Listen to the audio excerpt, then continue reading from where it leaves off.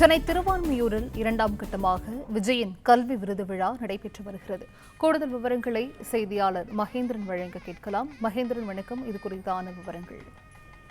இரண்டாம் கட்ட விஜய் கல்வி விருது வழங்கும் விழா சென்னை திருவான்மியூரில் நடைபெற்று வருகிறது. காலை 10 மணி அளவில் தமிழக வெற்றி கழக தலைவர் விஜய் மாணவர்களுக்கு விருதினை வழங்க தொடங்கியிருந்தார். தற்போது வரை 300க்கும் மேற்பட்ட மாணவர்களுக்கு பரிசுகளையும் அந்த பாராட்டு சான்றிதழையும் ஊக்கத்தொகையினும் தமிழக வெற்றி கழக தலைவர் விஜய் வழங்கியிருக்கிறார். காலை 10 மணி அளவில் தொடங்கிய இந்த நிகழ்வானது தற்போது வரை 300க்கும் மேற்பட்ட மாணவர்களுக்கு இந்த பரிசு தொகையும் பாராட்டு சான்றிதழும் வழங்கப்பட்டிருக்கிறது.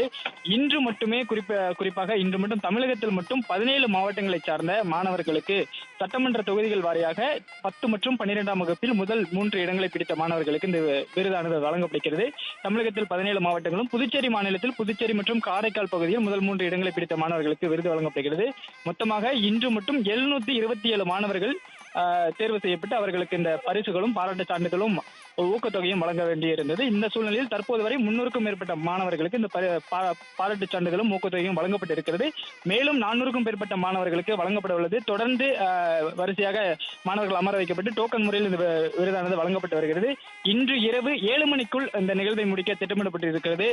கடந்த 28ஆம் தேதி நடைபெற்ற நிகழ்வானது 10 மணி நேரத்துக்கு மேலாக நீடித்த நிலையில் இன்று கொஞ்சம் முன்கூட்டியே நிகழ்வை முடிக்க திட்டமிடப்பட்டுள்ளது. அதனால் மாணவர்களுக்கு தொடர்ச்சியாக ஓய்வில்லாமல் இந்த விருதானது வழங்கப்பட்டு வருகிறது.